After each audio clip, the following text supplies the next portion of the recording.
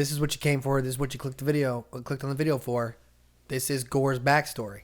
This is what question I asked you right in the beginning. I said, Parker, you want to know about Gorr the God Butcher? I do. Boom, this is it. This is the backstory. This is why he is the way he is. This is the meat and potatoes of the whole thing. Meat and potatoes. Exactly. Let's go. So it's a nameless planet. And very specifically, we want you to know that it's a nameless planet. We don't care about it, okay? So it opens up, and it's this little boy. Is gray-skinned, is clearly an alien. He says, Mom, I'm hungry. Can we eat the apple? And she's like, no, we came to get this apple specifically to give as a sacrifice to the gods, a gift to the gods for everything they do for us. Because this is how we continue our life. We give gifts to them, and they let us keep living. They help us to continue going on. He's like, all right, but I'm hungry. And, like, if we give these gifts to the gods, how come Papa died of sun fever?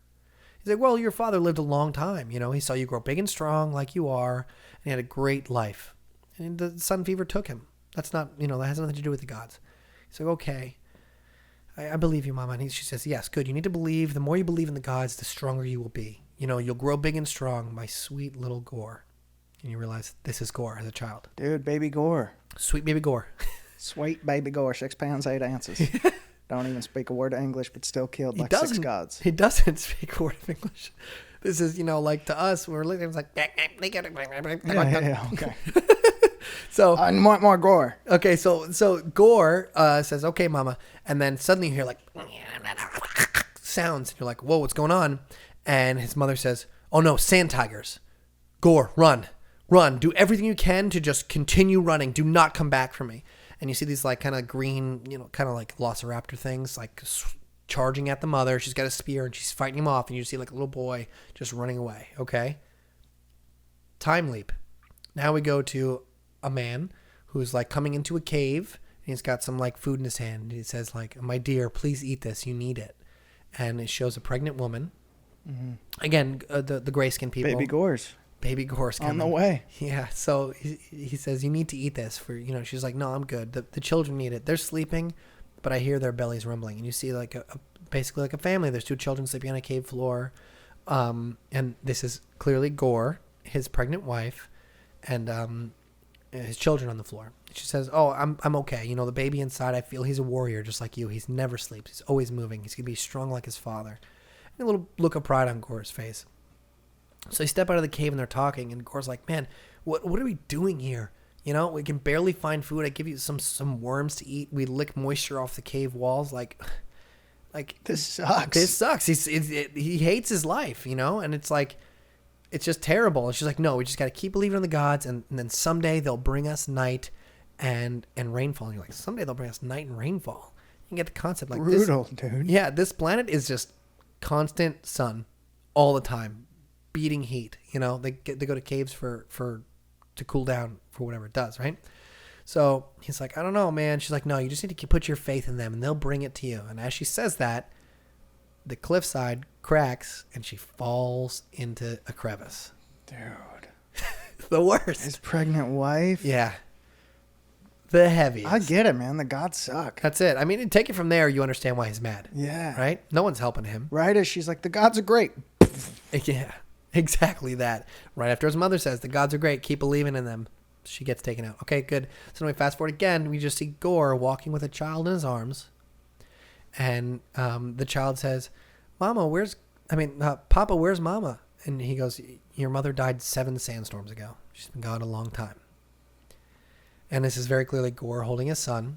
And it, like delusionally speaking, you see like the talk bubbles are wavering. And he's like, oh yeah, that's right. My siblings, they died to the sun fever also. Hey, when are we going to be at the forest? And Gorr says, I can see it. It's right over the horizon. We'll be there shortly, son. And he goes, oh, can I hear a waterfall? And he says, yeah, I can see it now. We'll be there shortly. It's very clearly his son dying in his arms, just walking through the desert. Dude. The next panel is him burying his son. Oh my God. Right? You understand why he hates. This sucks. It's the worst. And he's burying his son, and the elder comes. He's like, you cannot bury him. What our people, when they die, they must be laid out in the sun for the gods to see them, to carry them up. He's like, this is a load, man. This is bologna sandwich. No way. I'm dying. I'm burying my dead son so he doesn't get eaten by the sand tigers and just like some carcass laid out. It's not happening, man. This is what it is. and his people are mad at him. He's forsaking the gods. What are they? This is what's happening. You can decide if we're going to be in the paper tomorrow, but this is what's happening. Yeah, exactly. He's like, forget it, man. Not happening. And the people are mad. They start stoning him, and they exile him. They say, get out of here. Last shot here, we see Gorr just walking alone in the desert, clearly dying, the wavering voice. He's like, this is it. I'm dead. Thank goodness, because I can die. Gods don't exist, so I know I'm not going to go to some heaven and live again. I'm dead. It's over. Just end it. Right? As he's saying that, he's like crawling. Can't even die in peace. Boom! A big explosion next to him. He actually says, I can't even die in peace. Dude. He's so annoyed. This explosion, he walks over to what it is, and this is a great panel we show. It is two gods. A golden god with a spear through a black god with a sword through each other. And they're like, they're laying in the ground. He's like, oh my God. The gods are real. Oh my God, the gods are real. Oh my goodness, the gods are real. Oh my, what? And one of the gods goes, do you understand? Help me. He's like, help you? Are you serious? Help you? Like, what, are you out of your mind? After everything you did, where were you when my children were dying? Where were you when my wife fell off a cliff? Where were you when my mother was attacked by sand tigers? Get out of town, dude. He's losing it. And from the black god, this like ichor starts moving towards him, and he's like, what is this? And a knife forms in his hand made of this ichor. And what do you think he does? He kills that god. He butchers He both pops of them. his god cherry. He butchers his first gods. And then he's sitting there, standing over the gods, and he goes, I wonder if there's more out there. Oh, dude. And just like the black god in this panel, you'll see like the armor, the black armor forges around him. I feel bad for anyone listening on audio, by the way, but we're trying to describe it as best we can. Well, it's like this kind of space opera armor that forms around him, and he just flies into the sky. And now you know why Gorr is so angry with the gods. So, James, let me tell you about a comic. Oh, please. Yeah.